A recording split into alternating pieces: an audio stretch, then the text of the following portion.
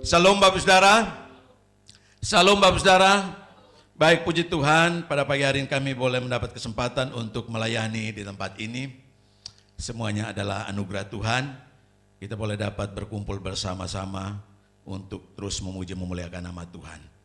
Baik, sebelum kita masuk dalam kebenaran firman Tuhan, saya sedikit memberikan kesaksian bahwa beberapa hari kemarin kami ada di Tanah Timur. Kami berkunjung karena ada keluarga yang sakit, dalam hal ini ibu saya mengalami sakit, tapi puji Tuhan dalam penanganan medis sudah dapat dipulihkan oleh Tuhan, sembuh, dan kami percaya ada campur tangan Tuhan di dalam keluarga kami, khususnya orang tua yang dalam perawatan. Pada tanggal 6, ibu kami keluar dari rumah sakit dan kami boleh berkumpul bersama-sama di Soe dalam suasana sukacita, dan semuanya ya kami boleh katakan bahwa berkat pertolongan dari Tuhan sendiri. Dan saya bersama istri dan anak perempuan kami yaitu Ria ada di kota Soe kurang lebih 2 minggu, tapi di sana pun juga Tuhan boleh memimpin kami juga ada di dalam tugas pelayanan. Banyak kami jumpai anak-anak Tuhan yang membutuhkan pertolongan dalam hal ini. Mereka minta sharing dan bahkan ada pula yang minta dibaptis. Kurang lebih 4 orang dibaptis di kota Soe, dan saya percaya bahwa melalui apa yang dikerjakan Tuhan, roh Tuhan akan terus bekerja, nyatakan kuasanya memulihkan setiap mereka yang menyerahkan seluruh hidupnya ke dalam tangan Tuhan. Jadi inilah perjalanan kami selama 2 minggu, dan kami tiba kembali di Jakarta tanggal 10 dan beraktivitas kembali dalam pelayanan kami di Gereja Pondok Arum Grand Plaza melalui komunitas-komunitas yang ada, dan hari ini kami boleh mendapat bagian untuk melayani di tempat ini. Baik, kita akan masuk dalam kebenaran firman Tuhan pada pagi hari ini, yaitu terambil di dalam Markus pasal 1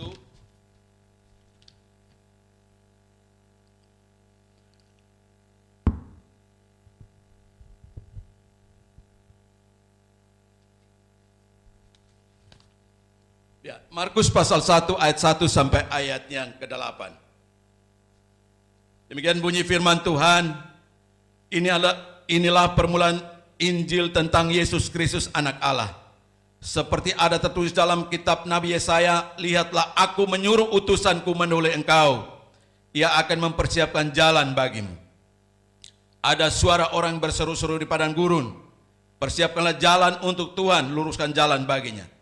Demikianlah Yohanes Pembaptis tampil di padang gurun dan menyerukan, bertobatlah dan berilah dirimu dibaptis, dan Allah akan mengampuni dosamu. Lalu datanglah kepadanya orang-orang dari seluruh daerah Yudea dan semua penduduk Yerusalem, dan sambil mengaku dosanya mereka dibaptis di sungai Yordan. Yohanes memakai jubah bulu unta dan ikat pinggang kulit, dan makanannya belalang dan madu hutan. Inilah yang diberitakan sesudah aku datang. Ia yang lebih berkuasa daripadaku, membungkuk dan membuka tali kasutnya pun aku tidak layak. Aku membaptis kamu dengan air, tetapi ia akan membaptis kamu dengan Roh Kudus. Demikian kebenaran firman Tuhan bagi kita pada pagi hari ini. Berbahagialah ke setiap kita yang sudah membaca. Kita juga akan mempelajarinya bersama-sama kebenaran firman Tuhan pada pagi hari ini. Baik Bapak Saudara yang dikasihi oleh Tuhan Yesus, Injil Markus ditulis oleh Markus sendiri, dan temanya adalah Yesus Kristus sebagai hamba Allah. Kata kunci daripada Injil Markus yaitu terdapat dalam Markus 10 ayat 45, karena anak manusia juga datang bukan untuk dilayani, melainkan untuk melayani dan untuk memberikan nyawanya menjadi tebusan bagi banyak orang. Penulisan Injil Markus ditujukan kepada orang-orang Yunani yang ada di Kekaisaran Romawi. Dan tujuan dari penulisan Injil Markus ini adalah memperkuat dasar iman dalam orang percaya di Roma, dengan jalan mendorong mereka untuk dengan setia menderita demi Injil, dengan memperhadapkan kepada mereka kehidupan penderitaan kematian serta kebangkitan Yesus Tuhan mereka. Baik Bapak Saudara, yang dikasihi oleh Tuhan Yesus, kata kunci Markus 10 ayat 45, karena anak manusia juga datang bukan untuk dilayani, melainkan untuk melayani dan untuk memberikan nyawanya menjadi tebusan bagi banyak orang. Tema kita, yaitu tema besarnya adalah hamba, dan tema kecil yang saya ambil adalah Yesus Kristus sebagai hamba Allah. Bapak Ibu Saudara yang dikasihi oleh Tuhan Yesus Kristus, profesi sebagai seorang hamba adalah profesi yang sangat rendah secara manusia, di mata manusia sangat rendah. Tetapi sebagai seorang hamba dipanggil untuk melayani, ya, dipanggil untuk melayani tuannya, dipanggil untuk melayani tuannya, dan dengan satu ketaatan, kesetiaan, betul-betul hamba ini harus melakukan tugas pekerjaannya dengan setia. Mati hidupnya ada di tangan tuannya, dan juga segala keberadaannya ada di tangan tuannya. Artinya dia harus menyenangkan tuannya. Jadi profesi sebagai hamba di mata manusia adalah sangat sederhana sekali, ya. Baik Bapak Ibu Saudara yang dikasihi oleh Tuhan Yesus Kristus, demikian pula apa yang dinyatakan oleh kebenaran firman Tuhan, bahwa Yesus diutus oleh Bapanya di sorga datang ke dunia sebagai hamba untuk melayani kita manusia yang ada di muka bumi ini. Yesus Allah Bapa di sorga mengutus anaknya yang tunggal. Karena apa? Dia mengasihi kita umat manusia yang ada di muka bumi ini. Dia datang ke dunia, rela berkorban mati di atas kayu salib untuk menebus kita dari dosa dan maut. Kita sudah menerima kasih karunia keselamatan. Apa yang harus kita lakukan? Yang kita perlu lakukan adalah kembali mengasihi Tuhan, karena Dia lebih dahulu mengasihi Bapak Ibu Saudara dan saya. Baik Bapak Ibu Saudara yang dikasihi oleh Tuhan Yesus, pada kebenaran firman Tuhan pada pagi hari ini kita belajar dari satu tokoh, yaitu Yohanes Pembaptis. Yohanes Pembaptis lahir dari keluarga yang sangat sederhana. Ayahnya adalah seorang imam, yaitu Imam Sakaria, dan ibunya adalah Elizabeth.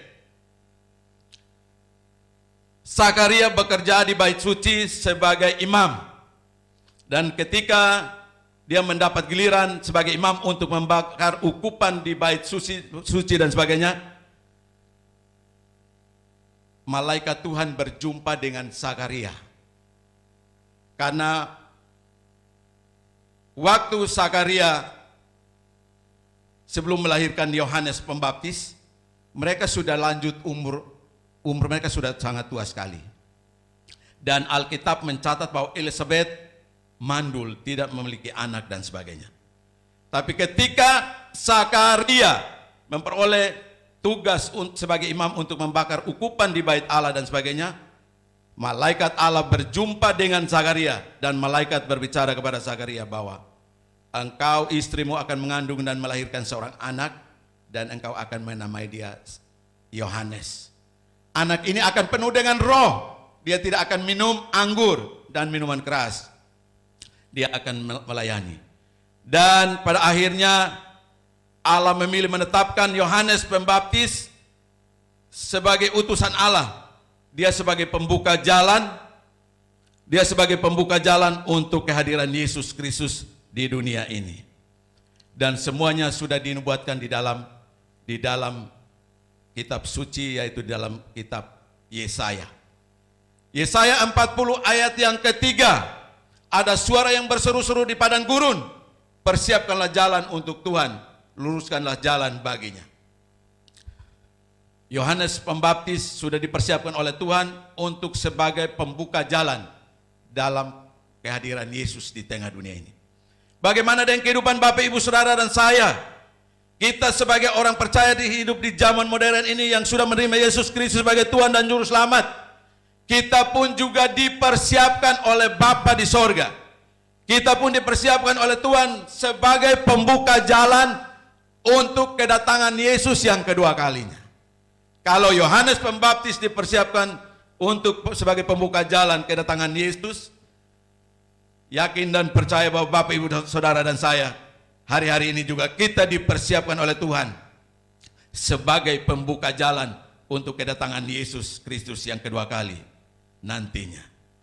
Oleh karena itu, segala persiapan-persiapan kita harus lakukan di muka bumi ini, yaitu dengan jalan, mari kita bersekutu dengan Tuhan, membangun hubungan intim dengan Tuhan, ada di jalan Tuhan, melakukan apa yang Tuhan kehendaki di dalam kehidupan kita, yakin dan percaya bahwa Dia akan terus memberikan kekuatan sehingga kita pada akhirnya tampil sebagai pemenang. Baik Bapak Ibu Saudara yang dikasihi oleh Tuhan Yesus Kristus, apa yang dilakukan Tuhan melalui Yohanes Pembaptis? Ketika Yohanes Pembaptis hadir di muka bumi ini, dia menyerukan bahwa bertobatlah karena kerajaan sorga sudah dekat, dan berilah dirimu dibaptis. Ini yang diserukan, dikumandangkan oleh Yohanes Pembaptis bagi semua orang yang dijumpainya ribuan tahun yang lalu. Ini dilakukan agar ketika Yesus datang ke dunia, Yesus hadir ke dunia, didapati banyak orang sudah menerima Yesus, bertobat dan menerima Yesus Kristus sebagai Tuhan dan Juru Selamat.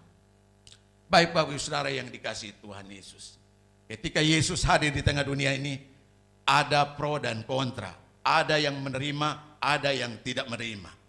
Yang menerima Yesus Kristus sebagai Tuhan dan Juru Selamat, seperti kita dapat melihat ketika Yesus lahir, yang dapat mengetahui pertama adalah para gembala di Efrata. Mereka ketika mendengar kabar tentang kelahiran Yesus Kristus, mereka meresponi itu dan segera pergi berjumpa dengan bayi Yesus. Di sana mereka memuji dan menyembah Dia. Dan ada pula para murid-murid ketika mereka dipanggil dari Danau Galilea sebagai penjala ikan dan menjadikan mereka menjadi penjala manusia. Ini juga adalah merupakan respon yang baik daripada setiap orang yang pilih ditetapkannya. Mereka menerima panggilan itu dan masuk di dalam prosesnya Tuhan. Tetapi ada pula yang tidak menerima, ada pula yang tidak menolak. Sehingga Alkitab mencatat bahwa ketika Yesus datang ke dunia, dunia tidak mengenal Dia, dunia menolak Dia dan sebagainya. Banyak yang tidak menerima, banyak pula yang menolak. Tetapi berita keselamatan ini terus dikumandangkan. Bertobatlah karena kerajaan sorga sudah dekat. Kerajaan sorga berbicara mengenai pribadi Yesus itu sendiri. Kerajaan sorga berbicara mengenai kehadiran Yesus di tengah dunia untuk memberikan satu warna yang baru bagi umat manusia yang ada di dunia ini. Apa yang diberitakan oleh Yohanes Pembaptis? Yang diberitakan oleh Yohanes Pembaptis adalah pertobatan dan baptisan. Pertobatan adalah sebuah perubahan hati dan pikiran yang membawa kita lebih dekat kepada Allah. Itu mencakup berbalik dari dosa dan berpaling kepada Allah untuk pengampunan. Jadi pertobatan di sini adalah perubahan hati dan pikiran yang membawa kita lebih dekat kepada Allah. Baptisan adalah tanda bahwa kita bersatu dengan Yesus, mengizinkan Dia menjadi Raja dalam hidup kita. Baik Bapak Ibu Saudara yang dikasihi oleh Tuhan Yesus, tadi saya mengawali dengan kesaksian ketika saya ada di Tanah Timur, kota Soe dan sebagainya. Banyak orang berjumpa dengan saya dan di sana kami sharing mengenai kebenaran firman Tuhan, dan pada akhirnya mereka memberi diri dibaptis. Saya dibawa di sebuah sungai kecil di pinggir kota, kurang lebih jaraknya 4 km dari rumah, dan di sana kami bersekutu, berdoa dan masuk di dalam baptisan kudus. Mereka menyerahkan diri mereka di hadapan Tuhan. Dan saya percaya bahwa ketika menyerahkan diri di hadapan Tuhan, pengampunan akan terjadi dalam kehidupan mereka. Roh Allah akan terus bekerja di dalam kehidupan setiap anak-anak Tuhan yang menyerahkan diri dan dibaptis dalam nama Bapa dan Roh Kudus.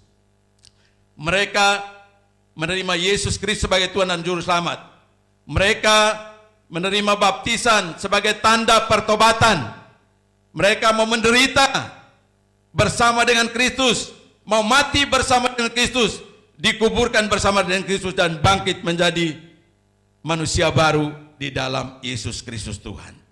Inilah yang diserukan oleh Yohanes Pembaptis bertobatlah karena kerajaan sorga sudah dekat, melalui pertobatan dan baptisan. Banyak orang ribuan tahun yang lalu boleh dapat menyerahkan diri. Mereka dibaptis di Sungai Yordan. Dan pada saat itu juga Yesus hadir di Sungai Yordan. Yesus menyerahkan dirinya untuk dibaptis oleh Yohanes Pembaptis. Memang situasinya sangat sulit sekali. Ketika Yesus berjumpa dengan Yohanes Pembaptis, dan Yesus siap untuk dibaptis, Yohanes Pembaptis mengatakan bahwa dia tidak layak. Dia tidak layak untuk dibaptis, untuk membaptis Yesus Kristus. Tetapi Yesus mengatakan bahwa engkau harus melakukan itu sebagai tanda penggenapan akan apa yang dikehendaki Bapa melalui kehidupannya. Jadi pada akhirnya Yohanes Pembaptis membaptis Yesus di Sungai Yordan. Bapak Ibu Saudara yang dikasihi oleh Tuhan, di dalam mengisi kehidupan ini, mari milikilah sikap sebagai seorang hamba. Kebenaran firman Tuhan yang kita pelajari pada pagi hari ini adalah, inilah yang diberitakannya, sesudah aku datang, ia yang lebih berkuasa daripadaku, membungkuk dan membuka tali kasutnya pun aku tidak layak. Sesudah aku datang, ia yang lebih berkuasa daripadaku. Baik Bapak Saudara, untuk kalimat yang pertama, sesudah aku datang dan ia yang lebih berkuasa daripadaku, ini berbicara mengenai pribadi Yohanes Pembaptis sendiri. Artinya Yohanes Pembaptis menyadari bahwa dia tidak ada apa-apanya. Yang lebih besar dari dirinya adalah pribadi Yesus Kristus itu sendiri. Pribadi Yesus Kristus sendiri. Dialah yang berkuasa, lebih berkuasa daripada dirinya sendiri. Dengan demikian, Yohanes Pembaptis dalam menjalankan pelayanannya, dia mengarahkan orang-orang yang menyerahkan diri untuk bertobat menerima Yesus Kristus sebagai Tuhan dan Juru Selamat, memiliki pandangan bukan kepada diri Yohanes Pembaptis, tapi memiliki pandangan hanya kepada Yesus Kristus sebagai Tuhan dan Juru Selamat. Jadi, lewat kebenaran firman Tuhan ini juga memberikan kekuatan kepada kita bahwa yang lebih besar itu adalah Yesus itu sendiri. Itulah yang diakui oleh Yohanes Pembaptis itu sendiri. Bahwa walaupun dia ditunjuk sebagai pembuka jalan, tetapi yang lebih besar adalah kuasa daripada Yesus itu sendiri. Yang berikutnya membungkuk dan membuka tali kasutnya pun aku tidak layak. Berbicara mengenai kerendahan hati sebagai seorang hamba. Artinya bahwa Yohanes Pembaptis menyadari bahwa dia adalah seorang hamba. Apapun yang dia lakukan, dia sebetulnya tidak layak melakukannya. Tetapi dia melakukan itu, dia hadir dan melakukan itu sebagai seorang hamba. Dia betul-betul menyerahkan seluruh hidupnya dan melakukan itu semua hanya untuk demi kemuliaan kebesaran nama Tuhan Yesus. Baik Bapak Ibu Saudara yang dikasihi oleh Tuhan, Yohanes Pembaptis memberikan satu teladan bagi kita sebagai anak-anak Tuhan di zaman modern ini. Bahwa tentunya yang kita agungkan dan kita puji adalah Allah yang kita sembah di dalam nama Yesus itu sendiri. Banyak pengalaman-pengalaman yang kami hadapi di lapangan, di dalam pelayanan-pelayanan kami, ada yang datang melayani dengan mengandalkan kekuatan kemampuan mereka. Ada yang melayani dengan apa yang ada pada diri mereka. Artinya mereka mengandalkan kemampuan mereka. Salah satu contoh yang kami dapati di lapangan, yaitu ketika mereka melayani orang sakit. Ketika anak-anak Tuhan melayani orang sakit, mereka mengungkapkan bahwa kami berdoa untuk Bapak yang sakit. Kalau sembuh, Bapak bisa membayar berapa? Nah, inilah pengalaman-pengalaman yang kami jumpai di lapangan, dan saya katakan bahwa ini bukan ajaran daripada Kristus itu sendiri. Bukan ajaran daripada Yesus sendiri. Kalau Bapak kami doakan, Bapak bisa membayar berapa? Bapak sanggup membayar berapa? Berapa persen yang Bapak akan berikan kepada kami yang sebagai hamba Tuhan yang mendoakan Bapak? Ketika saya melihat peristiwa ini, saya mengatakan kepada saudara-saudara seiman kami dalam pelayanan, saya mengatakan bahwa ini bukan pengajaran daripada Tuhan itu sendiri. Yang diajarkan dari Tuhan itu sendiri adalah kasih. Artinya kita melakukan segala sesuatu dengan tidak membutuhkan imbalan. Kalau Yesus datang ke dunia, dia melakukan itu dengan meminta sesuatu daripada setiap anak-anak Tuhan yang ada di muka bumi ini. Kita tidak memperoleh kasih karunia keselamatan. Kita pasti akan mati binasa. Kita tidak selamat. Kita tidak bisa sanggup membalas kebaikan Tuhan yang Tuhan nyatakan bagi Bapak, Ibu, Saudara, dan saya.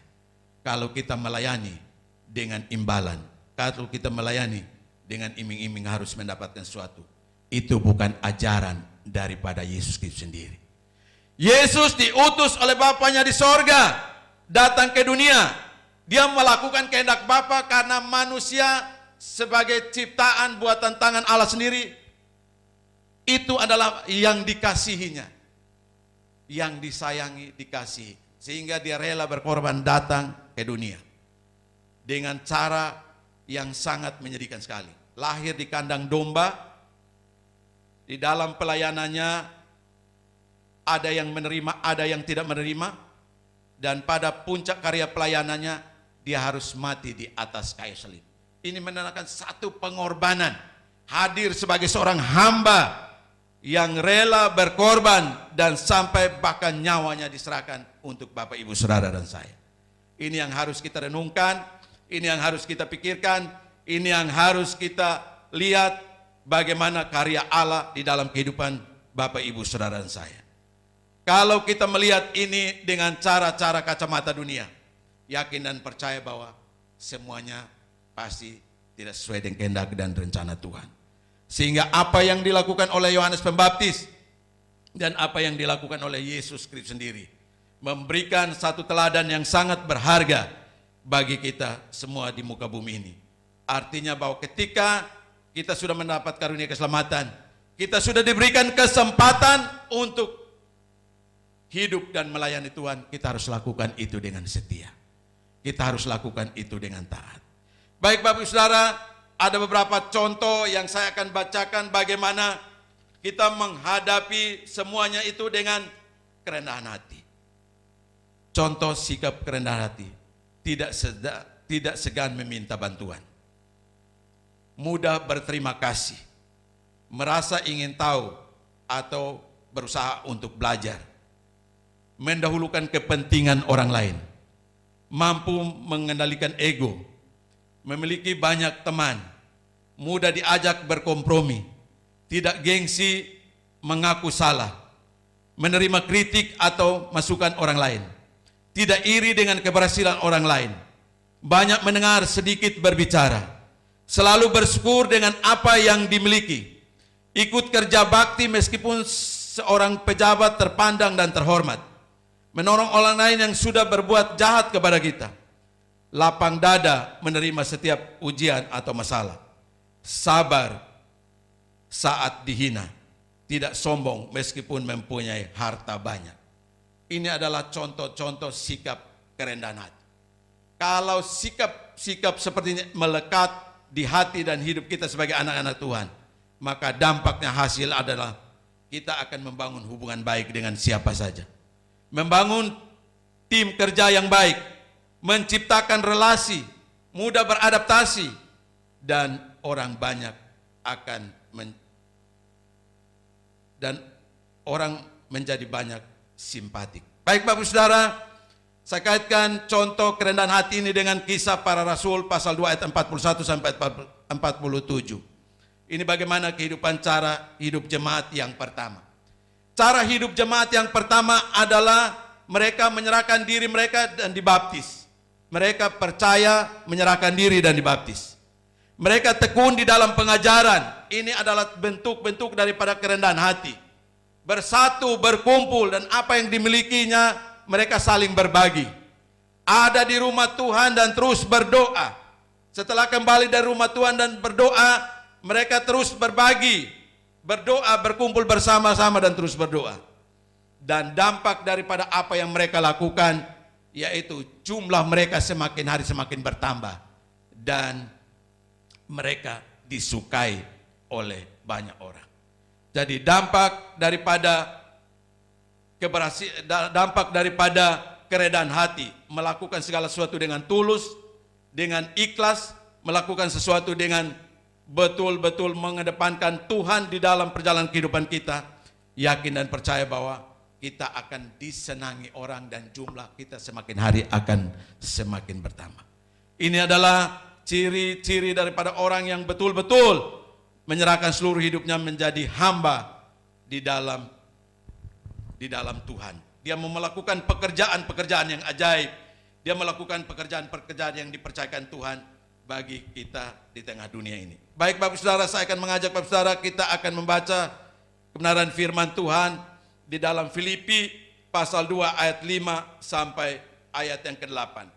Hendaklah kamu dalam hidupmu bersama-sama menaruh pikiran perasaan yang terdapat juga dalam Kristus, yang walaupun dalam rupa Allah tidak menganggap kesetaraan dengan Allah itu sebagai milik yang harus dipertahankan, melainkan telah mengosongkan dirinya sendiri dan mengambil rupa seorang hamba dan menjadi sama dengan manusia. Dan dalam keadaan sebagai manusia, ia telah merendahkan dirinya dan taat sampai mati, bahkan sampai mati di atas kayu salib. Baik Bapak Ibu Saudara, Rasul Paulus menyampaikan kebenaran firman Tuhan ini bahwa untuk menyelesaikan persoalan yang terjadi di Filipi, yaitu tidak ada kesatuan hati, perpecahan, perselisihan dan sebagainya, jalan satu-satunya adalah harus menjadi hamba dan memiliki karakter Kristus di dalam kehidupan kita.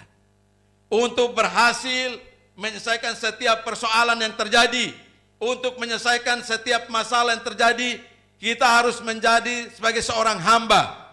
Dan yang dimiliki oleh setiap kita adalah karakter-karakter daripada Kristus sendiri. Yakin dan percaya bahwa kita akan diberikan kesanggupan dan setiap masalah yang dialami, dihadapi pasti ada jalan keluarnya. Tetapi ketika kita hadir dengan membusungkan dada, kita hadir dengan menganggap kita yang paling benar, paling hebat, atau kita hadir dengan kita yang luar biasa di dalam segala-galanya, yakin dan percaya bahwa kita pasti akan mengalami jalan buntu. Inilah kebenaran firman Tuhan yang diberitakan oleh Rasul Paulus. Hendaklah kamu dalam hidupmu bersama-sama menaruh pikiran perasaan yang terdapat juga dalam Kristus Yesus, yang walaupun dalam rupa Allah tidak menganggap kesetaraan dengan Allah itu sendiri sebagai milik yang harus dipertahankan. Jadi Yesus itu adalah pribadi Allah itu sendiri, tapi dia tidak mempertahankan apa yang ada dalam dirinya. Dia mengosongkan dirinya, melainkan telah mengosongkan dirinya sendiri dan mengambil rupa sebagai seorang hamba dan menjadi sama dengan manusia. Dan dalam keadaan sebagai manusia, ia telah merendahkan dirinya dan taat sampai mati, bahkan sampai mati di kayu salib. Baik Bapak Ibu Saudara, ini adalah teladan yang baik yang diberikan oleh Yesus sendiri bagi Bapak Ibu Saudara dan saya, dan teladan yang baik yang dinyatakan oleh Yohanes Pembaptis. Kita dipilih, ditetapkan oleh Tuhan dengan satu tujuan bahwa Allah melalui kehidupan kita punya rencana yang indah. Rencana Tuhan melalui kehidupan Bapak Ibu Saudara dan saya adalah rencana kekekalan. Pada akhirnya kita bersama-sama dengan Dia untuk bersorak-sorai di dalam kerajaannya. Baik Bapak Ibu Saudara yang dikasihi Tuhan, tugas dan tanggung jawab kita sebagai anak-anak Tuhan di muka bumi ini adalah mari kita mempersiapkan diri kita. Kalau dalam kebenaran firman Tuhan di bagian lain berbicara mengenai 5 wanita yang bijak dan 5 wanita yang bodoh. 5 wanita yang bijak, mereka selalu mempersiapkan hati hidup mereka, selalu mengisi buli-buli hidup mereka dengan minyak. Artinya bahwa roh yang sudah Tuhan tempatkan dan taruh di dalam hati mereka, mereka berusaha dengan berbagai macam cara untuk roh itu tetap menyala-nyala. Apa yang kita lakukan di tempat ini adalah sementara mempersiapkan hati dan hidup kita, agar roh yang Tuhan sudah taruh di hati dan hidup kita, biar roh itu tetap menyala-nyala, sehingga tiba waktunya ketika mempelai laki-laki yaitu pribadi Yesus itu datang, mendapati kita dalam keadaan terjaga, siap. Dan Alkitab juga mencatat bahwa setiap mereka yang terjaga dan siap, mereka ialah yang diundang masuk ke dalam kerajaannya dan bersorak-sorai bersama dengan Tuhan Yesus. Kiranya melalui apa yang telah dinyatakan oleh Tuhan melalui kehidupan kita, kasih karunia keselamatan yang sudah diberikan oleh Tuhan kepada Bapak, Ibu, Saudara, dan saya. Kita pergunakan itu dengan baik. Hidup yang sudah dianugerahkan oleh Tuhan, kita pergunakan itu dengan baik. Waktu banyak yang diberikan oleh Tuhan bagi Bapak Saudara, kita pergunakan itu dengan baik, dan semuanya hanya untuk demi kemuliaan kebesaran nama Tuhan. Prosesnya adalah mari kita mau merendahkan hati kita, merendahkan diri kita untuk masuk dalam prosesnya Tuhan. Buka hati kita menerima Yesus Kristus sebagai Tuhan dan Juru Selamat, dan siap masuk dalam prosesnya Tuhan. Kita betul-betul memiliki iman yang kokoh kuat untuk masuk di dalam prosesnya Tuhan. Ketika kita mengambil bagian itu di dalam kehidupan kita, yakin dan percaya bahwa kita sementara mempersiapkan diri kita untuk menyambut kedatangan Yesus Kristus yang kali kedua nantinya datang. Kita manusia tidak tahu, anak manusia pun tidak tahu kapan Yesus datang kembali yang kedua kali. Yang mengerti adalah, yang tahu adalah Bapa di sorga. Tugas dan tanggung jawab kita adalah mempersiapkan hati kita, mempersiapkan diri kita. Apa yang sudah ditaruh di pundak kita sebagai amanat agung. Matius 28 ayat 19-20, mari kita kerjakan itu dengan baik-baik. Pergi, jadikanlah semua bangsa muridku. Ini adalah tugas tanggung jawab, bukan kepada hamba Tuhan, pendeta, penginjil, misionaris dan sebagainya, tetapi tugas dan tanggung jawab ini diberikan kepada kita semua. Baik ataupun tidak baik waktunya, kita harus mempersiapkan hati kita, hidup kita untuk pergi memberitakan Injil. Janganlah kita mengeraskan hati kita. Janganlah kita mengatakan bahwa itu tugas orang lain. Janganlah kita mengatakan bahwa bukan tugas saya, tetapi tugas itu sudah ada di pundak kita yang sudah menerima Yesus Kristus sebagai Tuhan dan Juru Selamat.